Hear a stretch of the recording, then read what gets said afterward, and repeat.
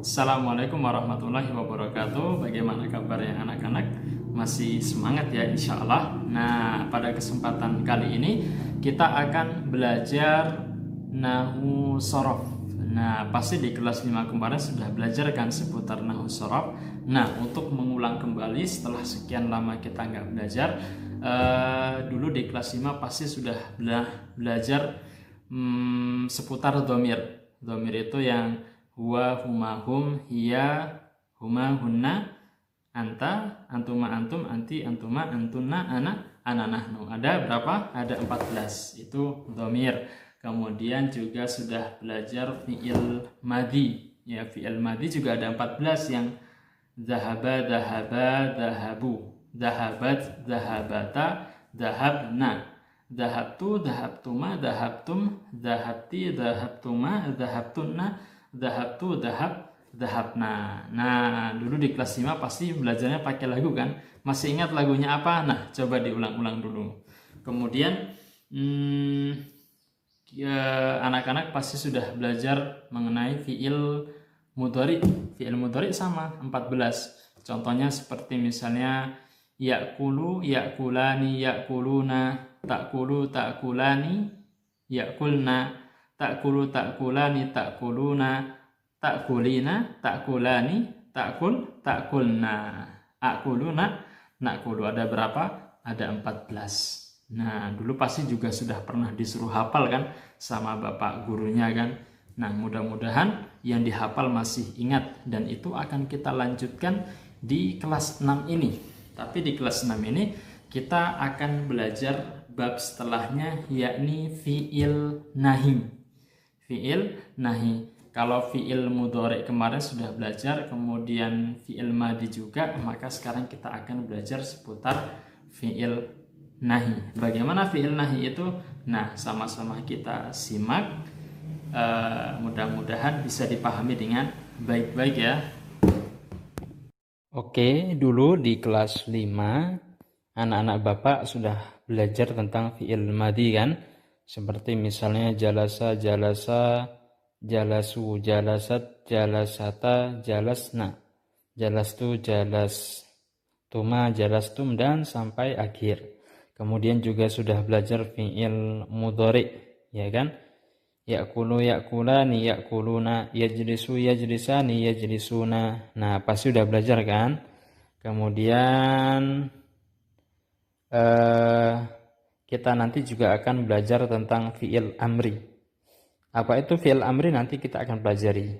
Nah, tapi yang sekarang kita pelajari adalah yang ketiga, yakni fi'il nahi. Apa itu fi'il nahi? Yuk kita cek. Nah, fi'il nahi kita akan bagi menjadi dua bagian. Pertama, fi'il. Fi'il itu apa nak? Kata kerja. Fi'il itu kata kerja. Kemudian nahi itu artinya melarang. Jadi kalau kita gabung fi'il madhi apa? Fi'il madhi adalah kata kerja yang digunakan untuk melarang seseorang dari melakukan sesuatu. Nah, contohnya kalau misalnya kita kan jangan makan, jangan duduk, jangan tidur di sini.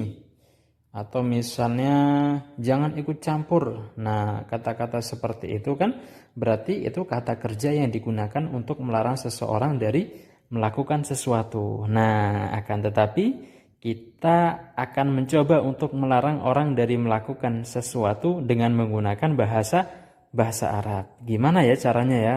Yuk kita cek. Sekarang kita akan belajar tentang rumus fi'il nahi. Jadi dari rumus ini nanti kalian bisa membuat fi'il nahi. Rumusnya bagaimana? Rumusnya sederhana sekali. Nah, yang pertama itu adalah huruf la. Huruf la itu artinya jangan. Huruf la itu tugasnya untuk melarang. Kemudian apa? Ditambah apa? Ditambah fi'il mudhari, dan huruf akhirnya itu disukunkan atau dimatikan ujungnya.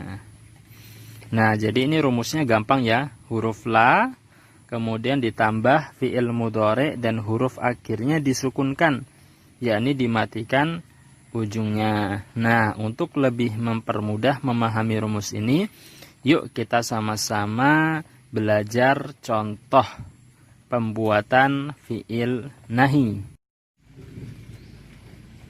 Oke, mari kita perhatikan sama-sama. Lihat, ada dua kotak. Kotak yang pertama itu fiil mudhari dan kotak yang kedua adalah fiil nahi. Nah, kita akan membuat contoh fiil nahi supaya memudahkan dalam memahaminya. Pertama, fiil mudhari, contohnya adalah tajlisu. Tajlisu itu adalah fiil mudhari. Apa arti tajlisu? Artinya kamu duduk. Nah, sekarang kita akan berusaha untuk apa? Untuk merubah fiil mudhari menjadi fiil nahi. Rumusnya tadi apa anak-anak? Huruf la kemudian ditambah dengan fiil mudhari yang di ujungnya itu disukunkan. Pertama, coba kita tambahkan huruf la. Huruf la artinya jangan. Kemudian ditambahkan fiil mudhari. Akan tapi coba lihat fiil mudhari yang ada di kotak pertama itu ujungnya itu dhammah atau u, tajlisu. Sementara fiil mudhari yang ada di kotak kedua itu ujungnya itu sukun, tajlis. Kenapa sukun? Karena didahului oleh huruf la. Nah, huruf la ini salah satu tugasnya adalah apa? Adalah membuat baris akhir pada suatu kata menjadi mati atau menjadi sukun. Jadi asalnya tajlisu kemudian berubah menjadi la tajlis. Nah, coba perhatikan tuh. Di lingkaran yang berwarna merah huruf sinnya itu mati, sementara di fiil mudhari huruf sinnya itu hidup, u. Nah, gampang ya. Kira-kira bisa dipahami nggak? Sepertinya ini mudah dan tidak sulit untuk dipahami. Jadi, yang tadinya tajlisu artinya kamu duduk, maka kemudian ketika menjadi fi'il nahi, maka dia artinya apa? Jangan duduk. La tajlis. Ya, jadi caranya sederhana. Cukup ditambahkan huruf la, kemudian apa? Kemudian huruf akhir pada kata setelahnya itu disukunkan atau dimatikan. Oke, kemudian kita berpindah pada contoh yang kedua supaya lebih paham lagi ya. Lihat itu kata tashrobu, artinya apa? Kamu minum.